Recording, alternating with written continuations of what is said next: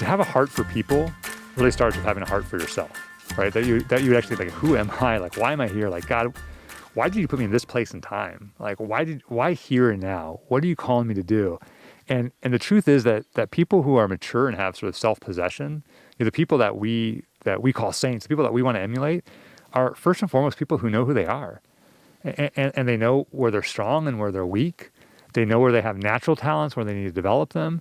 And this truth of if we want to be in right relationship with God, with each other, and with the earth, we got to be in right relationship and honest with ourselves. And I think more than anything else, we live in an age that distracts people from becoming who they really are. Yeah. It either sells them something they're not. I mean, think of just in terms of how much people identify themselves with either their sexuality or their politics. And both of those categories are insufficient to articulate the totality of who a human being is. And so I think this journey of self-discovery has two things have happened. One, it's either been over-specialized.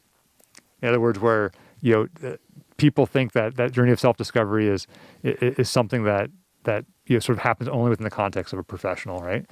Or they think that self-discovery is just sort of about sort of very sort of personal and nuanced tastes, right? What will make me feel best? Well, that's not really sufficient either. We're talking about the deepest longings of the human heart.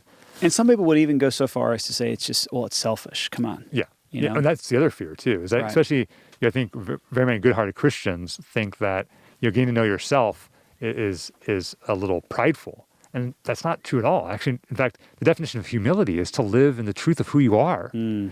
So we started walking through this, and what we discovered essentially, by and large, was that for the last 500 years in Christendom, really in divided Christendom, we have forgotten who we are, by and large. But this is a problem even going back to the fall. But we have really forgotten what it means to be a Christian, what it means to participate with God's desire for us to become who we are. And this participation is really unique, right? This participation is based off of that God's grace builds off nature. Right? It's not all God or all us. It's both and, right? God is inviting us into relationship with Himself, and so we really started to reflect more deeply on how this impacts how we teach and articulate and how we personally grow in the virtues. So in some ways, we wrote the book for ourselves. I mean, we really did. I mean, it was great and sort of working back and forth with each other to really examine our own selves. Like, what am I missing? What do I need? Why do I still struggle in this way? What is a matter of my temperament, my natural biology, and what's a matter of just a lack of formation or a lack of will? So essentially what we came up with was a book that walks you through and restates the battle. And the battle is for either remembering who you are or forgetting who you are. And we talk about the forgotten truths that God wants us to be happy, right? One of the major truths that we've forgotten, God wants us to be happy, right? And not just relatively happy in this life, but eternally happy with Him in the next life. Yeah. God is a loving Father. He wants what's best for us. The Christian life takes work. It's I think a lot of times we're lazy today. We don't want to actually enter in. And even those people who enter in very often want to enter in on their own terms. I'm talking about a real openness, a real docility, a real willingness to enter in and say, Lord, what do you have for me today? And bring all your uniqueness that makes you who you are into that equation.